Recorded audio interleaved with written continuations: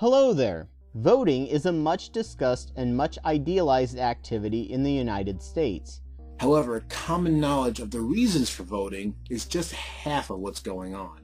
Pro-voting campaigns are always so vague and nebulous that they completely forget to explain political will, data, and statistics. They usually use phrases like, "let your voice be heard." The explanation is always front-focused and based on currently running candidates. Many see elections in no way representing them, so they view it as a rigged game.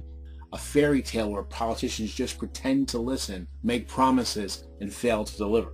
Disaffected voters are often ignorant of how voting affects the candidate's behavior after the election. In the last video, we discussed political will and how it works. Even this discussion, however, has a more abstract impact on you than what impacts you as a person directly.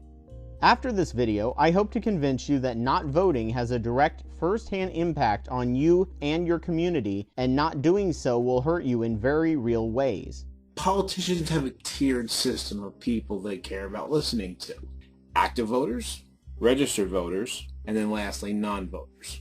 They also have voters who give campaign donations, but that's another discussion. Numbers are all they care about, or they will not keep their job no matter how much advertising they pump in.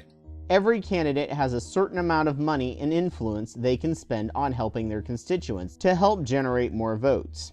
If our elected officials were able to care about everyone on ideals alone, they would spread the money out evenly. However, in the real world, they would lose due to the limited time, resources, and political capital. So what you do is direct those resources towards voters and causes that they care about.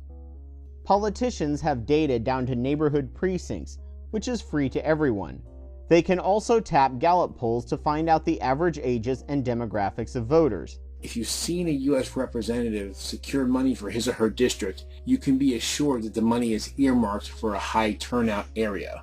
If your street isn't plowed or potholes aren't fixed, you can probably be sure that your block is a low voter turnout area. While there are many other internal political reasons why these could happen, quite often it's because people aren't voting. The goal of the politician is to make their voters the happiest they can doing the least they have to do just because of a limited amount of time and resources. They often roll out the red carpet for high voter areas and ignore the low voting areas. This can result in those low turnout areas becoming less affluent because of the long-term economic impact of political neglect. If you don't think that's ethical or fair, guess what? There are zero repercussions for them if they ignore the non-voters, as the only way they lose power is to be voted out.